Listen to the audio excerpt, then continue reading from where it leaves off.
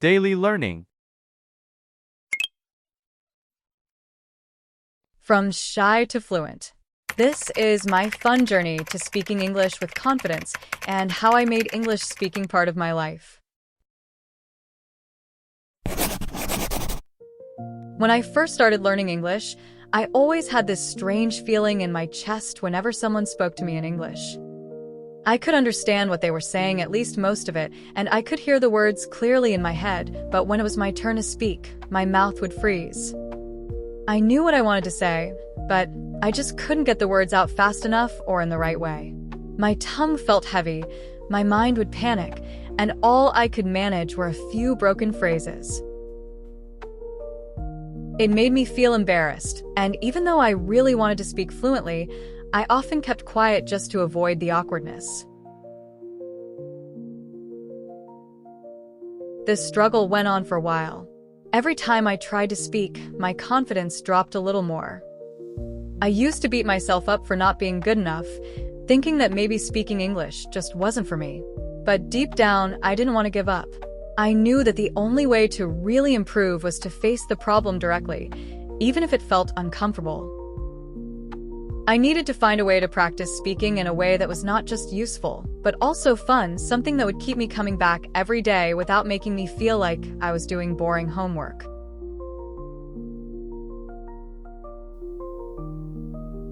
One day, I came across a video online about shadowing, and honestly, it sounded interesting.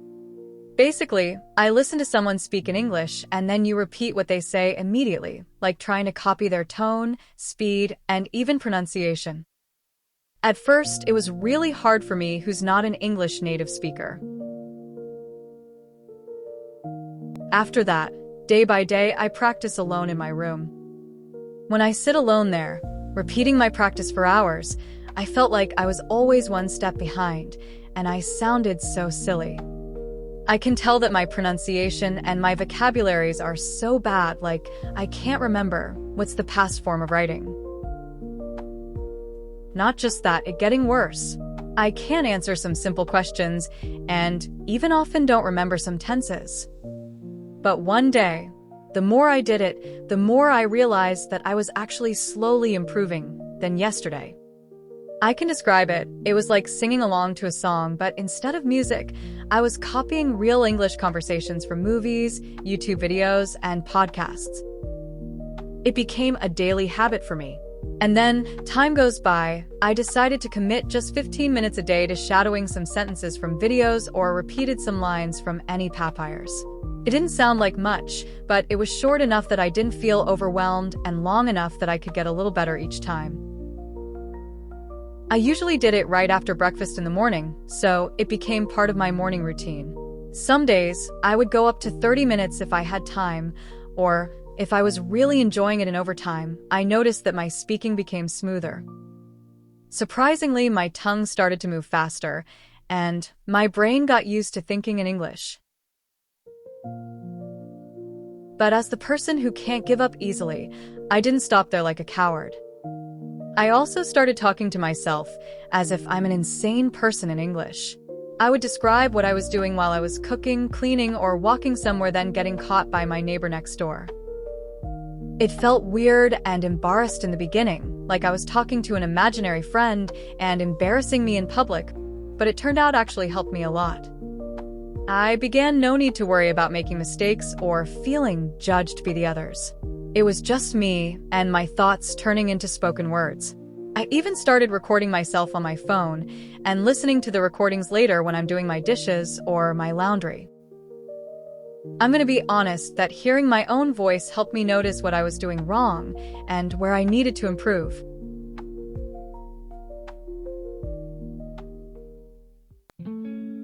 Another thing that helped was joining online English-speaking groups. There are so many friendly communities out there where people just want to practice English together with me, and they're so friendly and also taught me some ways to speak more fluent in English than before. We usually talked through voice chats or video calls, and even though I was nervous at first, I forced myself to speak at least once in every session. Little by little, I became more comfortable with them. These sessions usually lasted around an hour, and I would join about 3 times a week. It felt amazing to be able to connect with people from different countries and realize that we were all going through the same thing. I also made a habit of reading aloud. Whether it was a short article, a book chapter, or even captions from Instagram, I read them out loud in my room. This helped me with pronunciation and made my mouth more familiar with English sounds. I paid attention to the rhythm of the language, the ups and downs, and the way words were connected.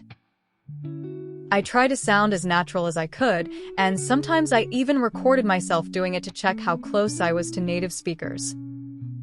To stay motivated, I kept a journal of my progress. Every week, I would write down what I practiced, what I found difficult, and what I was proud of. Seeing how far I had come made me feel good and encouraged me to keep going. I also wrote positive notes to myself like, "You did great today," or "You sound better than yesterday." These small reminders helped me push through the tough days.